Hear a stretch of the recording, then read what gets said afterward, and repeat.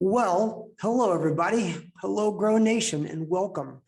I'm Brett Sklar, managing partner at Grow Powerful, and I'm here with the show producer, marketing manager, and the world's greatest Anna Anderson. Now, I say the world's greatest Anna because we luckily just went to go and hire somebody. We're hiring another person, and this person is going to work under Anna. And I said, Anna, go find somebody amazing. Go find me another amazing person like you, Anna.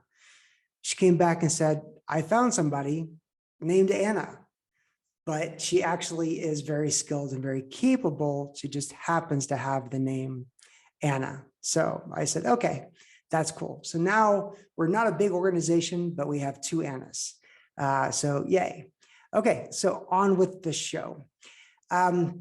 Today's topic, we're going to be talking about here at the Grow Up with Grow show, which we live stream. It's on podcast, Vimeo, YouTube, blog, basically everywhere. Today's topic is Grow's process, or our process for transitioning out of engagements. Now, this topic is not really that super exciting, and that's okay, but it is very important. So I think of this as eating your vegetables, eating your spinach. It's not the most interesting or amazing culinary experience you'd ever have, but it is important. So we're going to talk about that process we go through to transition out of or to end a client engagement.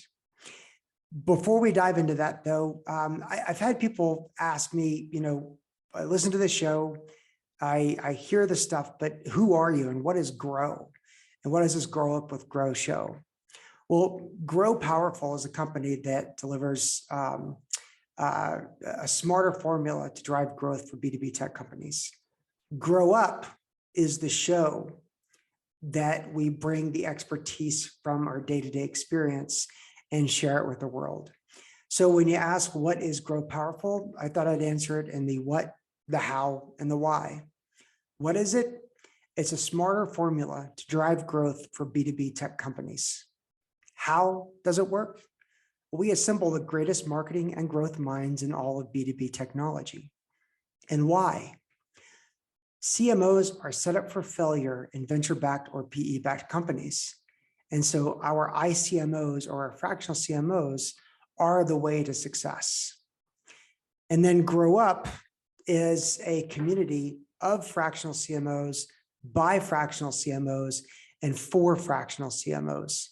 In fact, we found so many people that are fractional CMOs in the B2B technology world that within the next month, we'll be announcing a new Slack channel, as well as some other interactive stuff to help that community grow. And it's through our innovative iCMO model or interim CMOs that we are able to pair the greatest marketing minds with amazing companies to drive awareness, demand, and overall business growth to achieve and exceed those business objectives. We have an amazing fractional CMO talent pool. It's huge. It's getting huger. We'll be creating that Slack work group pretty soon for everybody. We've also got lots of upcoming shows. You can check that out at our website, growpowerful.io. Look at the resources and then go to the events. The next one coming up in early June is Storytelling in FinTech with Mr. FinTechFanboy.com himself. So we'll have a couple of people on there to talk about the importance of storytelling in FinTech, financial technology. So if you like what we talk about here, don't be afraid to subscribe, like, and share, and all that other good stuff. And now on to our big show. Let's eat some vegetables. Transitioning out of an engagement is just as important as transitioning in. In fact, it's really great when you can control and manage the process of transitioning out. And it's by your own process and endeavor. If it's not, whenever it's not your own process to endeavor, then guess what? It kind of sucks. It's no fun. So the process we've created is really a lot of trial and error, a lot of process work. We've done some transitions really bad, and we've done some really good. So in that event, in that situation, I want to talk to you about the things I've learned to try to make it as good as possible. Now, there have been scenarios where we are just plain old terminated, and there are processes where we try to get things closed off and they just don't work out very well because of some change in the client or something that somebody didn't like. We are definitely not perfect. But more times than not, we're able to control and manage and set our clients up for success when we're doing the transition. So again, it's great when you can be in control of that transition. And there's a lot of reasons why. The company's reached a maturity level. They're ready to hire a marketing leadership program. The growth that we've set out to achieve has been accomplished. And it's really, really important to make sure that this is all gone off with a very positive experience. So there's some things to keep in mind. First of all, you want to do everything you can, first and foremost, to make sure that the company continues the growth success that you've given it, and that there's no barriers to that growth that you've put in place. Second, you want to keep the relationship strong. And I'll talk about specific steps we go through. But it's kind of like a metamorphosis of the relationship when you go from operational and active to checking in and being supportive and being very friendly. Referrals are great. So if you really, do things first class, they're going to remember it and they're going to refer you to others. And the last and most important thing is, leaving a good taste in people's mouths. So those are the reasons why you want to really make sure that the transition process is smooth. Now let's talk about how we go about the process of building that exit plan. Number one, we build a 30-day exit plan. Within 30 days, you should be able to put everything together in a project management system. We'll talk about that in a second. You should be able to have a lot of documentation where everything is. You can create a lot of videos or other tools to create standard operating procedures. And you can have everything in a single presentation, a single Word document, a Notion document, a Trello board item, whatever it might be. But you've got 30 days to build that exit plan. Number two, whenever you're leading a project for a client, whether it is a big engagement, medium engagement, small engagement, there should be some type of project management system in place. We here at Grow tend to love Trello boards more than anything else. I find them to be very simple. A lot of our clients really love Asana. Some do very effectively managing everything through spreadsheets. And then there's a lot of other tools that are out there. And they're all great as long as you use them appropriately. But the number one thing is making sure that everything is in there, including the next steps after your departure. After that, you should really, and I don't like to tell people what they should do because I hate when people go to me, you know what you should really do? I hate that. But here's what you should really do. Meet with every key executive in the company within that 30-day period. Say thank you. Ask for feedback. Ask if they found things to be impactful. Ask for what they think is needed in the next iteration of the marketing team or marketing leadership so you can help set them up for success as you are wrapping things up. Meet with those key executives. And if possible, now this is something that I think might be unique to Grow, but I'm not sure. Most of our business comes in through the venture capital or the private equity board members. And because of that, one of the things that I suggest is meet with those key board members as you transition out. Now, do not bash, do not complain, do not throw the CEO or other leadership under the bus. That will come back to bite you in the ass in ways that I could not even begin to imagine. But meet with those key board members. Ask them what their thoughts are, their perspectives. Ask them, what they enjoyed about the engagement. And then obviously ask them if there are other portfolio companies that would benefit from what you did for that portfolio company. Next up, create a vision of the future. It could include staffing needs at key phases of growth, contingency plans, ideas for budget, ideas for types of people to hire. Create a vision and a roadmap. Now, somebody probably didn't ask for that. They might have asked you for a 30-day plan or a 90-day plan or something fairly tactical. But give them that vision statement of what the marketing and growth plan should look like. They might not use it right away, but I guarantee you it's something that somebody will look at later on. And you basically answer the question, if I were the CMO, this would be my long-term vision.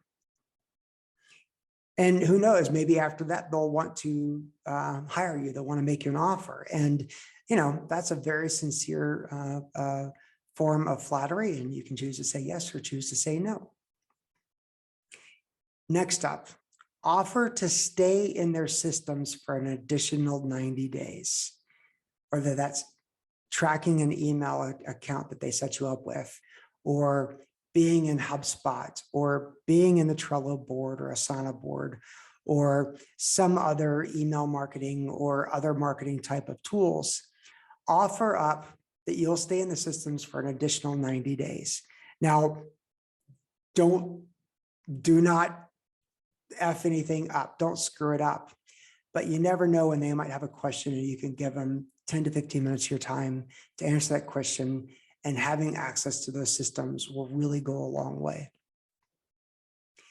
Next up, be available to answer questions for an additional 30 days after the engagement is over. Again, back to that, leaving a great taste in their mouth, really making them, kill them with kindness. You want to be that ex-girlfriend or ex-boyfriend that everyone is comparing themselves to.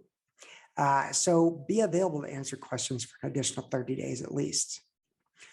Help find resources, even if they haven't proactively asked you to find them resources such as speakers or places to host a podcast or places to give them exposure. Find those things for them, offer those up to them, again, ending on a great note. Next up, standard operating procedures. Document everything, more than they ask you to document.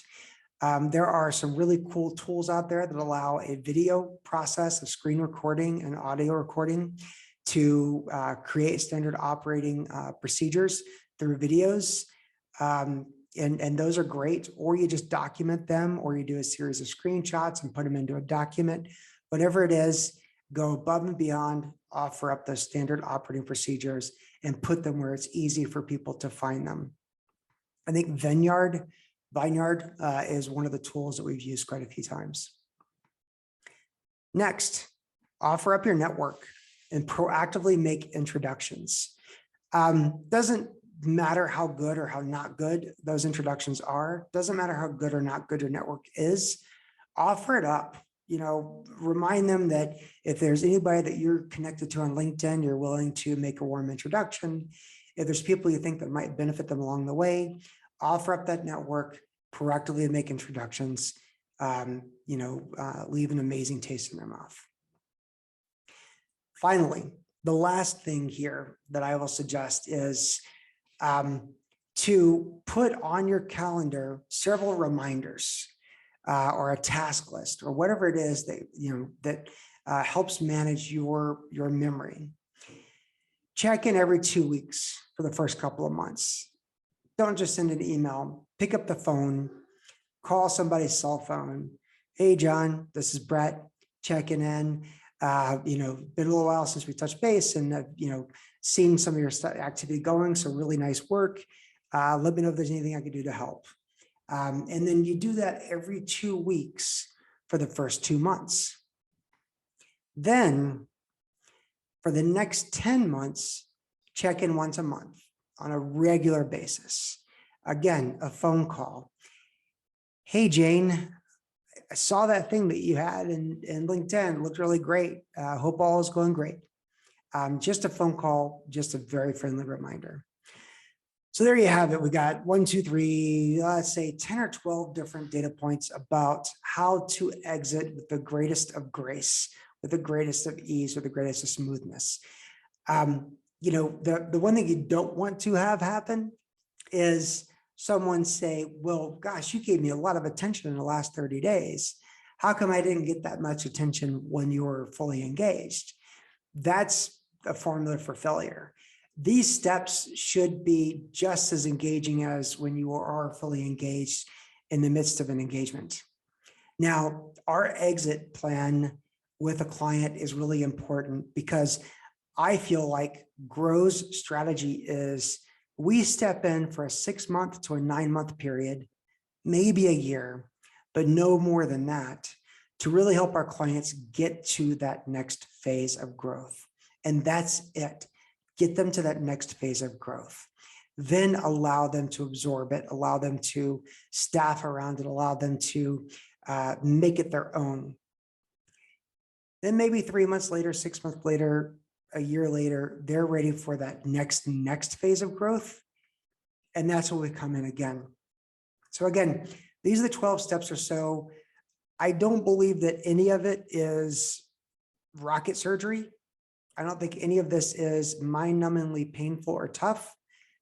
I do think that this is incredibly important and critical to how you set yourself up for success for the next gig, the next gig, the next gig, and the next gig, and to do the number one thing, which is help that client that you've worked with for months continue to grow beyond you, which is the greatest form of success.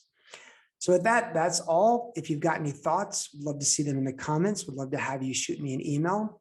Email address is brett@growpowerful.io. Excited to share a lot of these data points and a lot of these ideas with you as we go along. If you got any questions or concerns, hit me up. That's it. That's the show. Keep up with us on your favorite podcasting app or YouTube or Vimeo. Subscribe to our blog at growpowerful.io. And we will see you in 2 weeks to talk about storytelling in the world of fintech. It doesn't have to suck. Have a great day.